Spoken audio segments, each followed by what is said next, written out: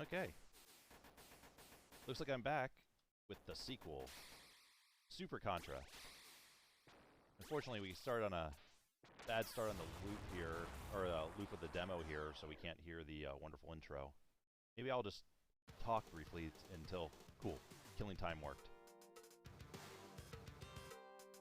Everyone, pay attention to this plot.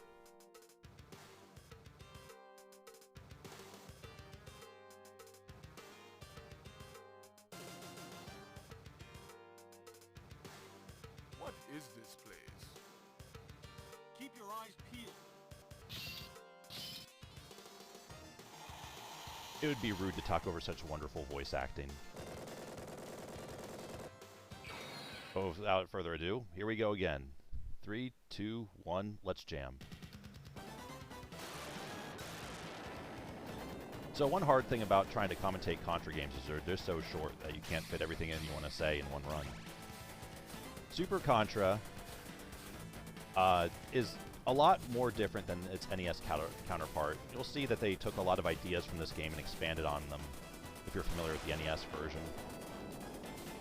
But two things they didn't keep are also some of the newer features of this game.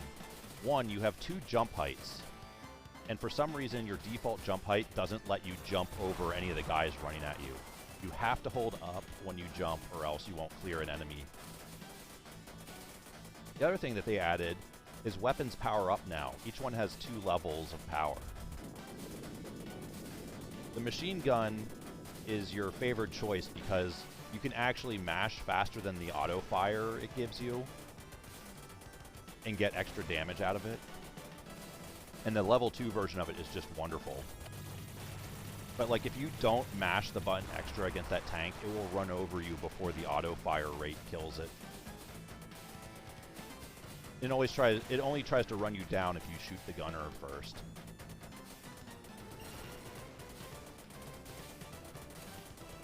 But here, right at the first real mini-boss, we'll get to see the true power of the machine gun.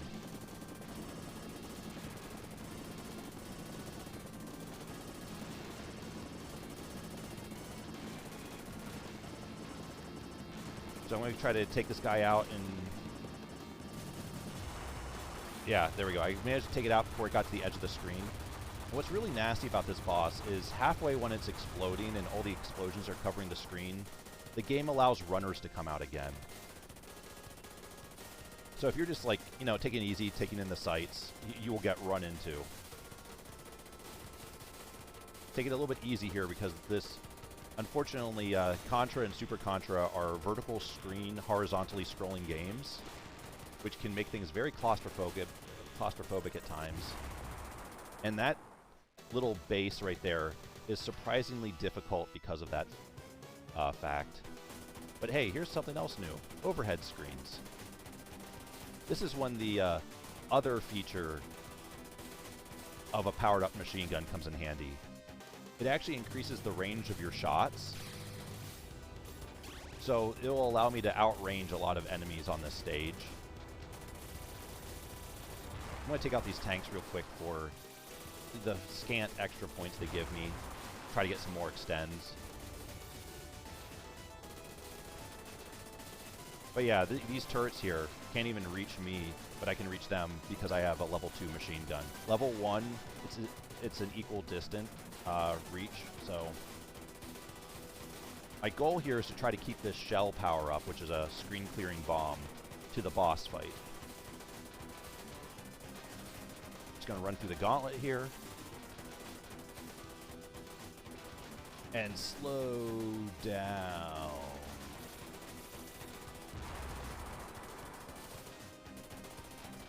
Alright, and here we have the second boss. And there we had the second boss.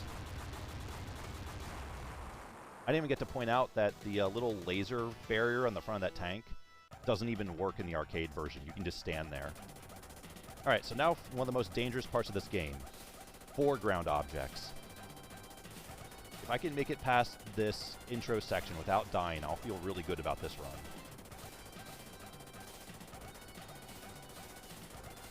Because they got guys jumping out of trees at you, they have snipers.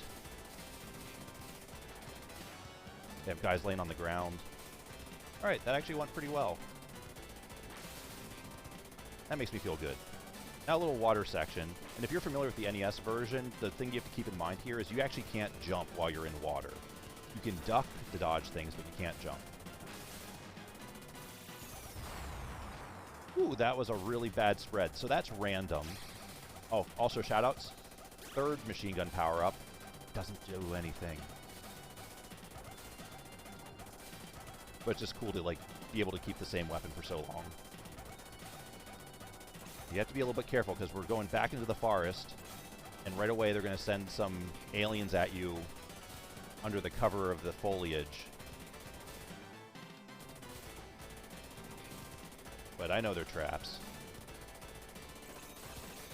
Then some ground aliens.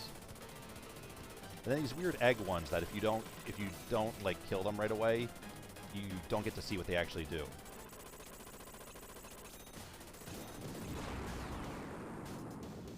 Now, that's always a risk I run trying to start this boss fight.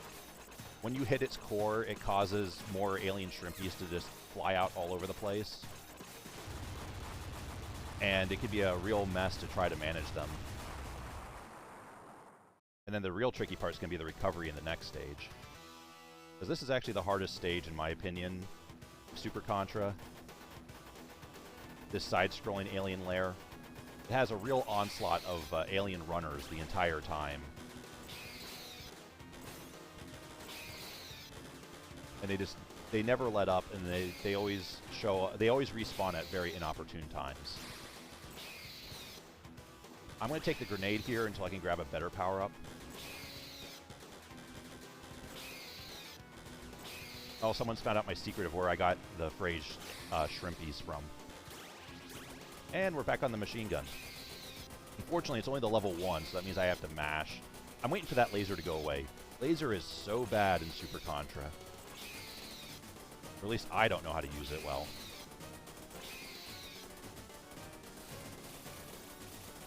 Hey, I got the quick kill on that boss. It can send out little red fuzzballs that track you down, but if you can kill it fast enough, you don't see them. Ooh, that was a tough one. So the reason why I'm just playing this on normal is if you play this on higher difficulty levels, or if you play the Japanese version that actually has 2 loops to it, the amount of runners on this stage are so much that I haven't come up with a strategy on how to get past them. You just get a wall of bodies that you can't handle at some point.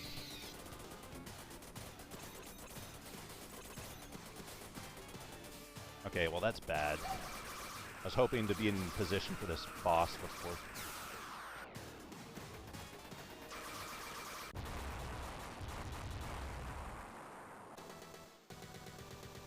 No, I'm still looking good on lives.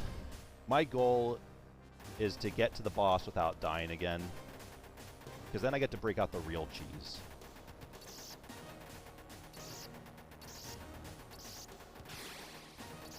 And this shell is one of my top weapons here. Well, first we got some ground mouths. Just ignore them. They'll go away.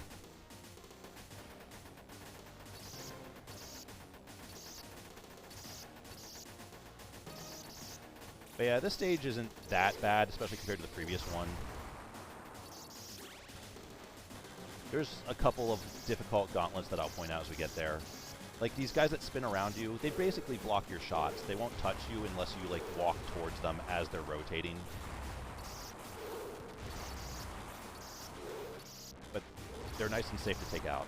So, looking good. So this is an area I call the gauntlet. These little alien pods will spawn out the side as you try to run through here. And it's kind of... Oh, I'm going to have to bomb early. I do not want to die in this section. Okay, good. They behaved. They all went south, which allowed me to run past them easily. And here we are at the final boss already. Now, this first phase is a real pain in the butt, even with a good powered-up weapon. The good thing is it has crap for hit points. So 1 life lets you just ignore it. But wait, we're not done yet. Now it's time for phase 2. And I still have a life left.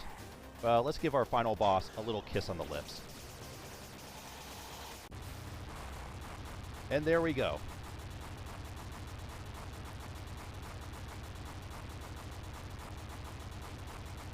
I've actually just learned about that strategy on the final form of the final boss recently, and it cracks me up to no end because I love cheesy boss exploits.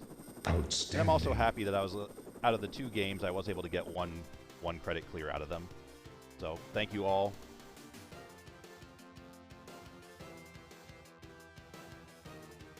Unfortunately, there's no good faces in the credits of this one. But yeah, I'm glad to be here at Coin-Op Classic again. It's been, I think, 4 years since I've presented a game here. And I'll be back tomorrow with Sega's Shinobi.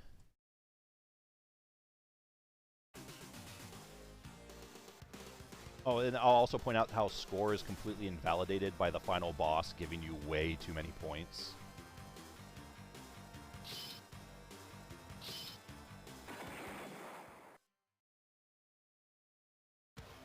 But yeah, I'll pass it on to the next runner.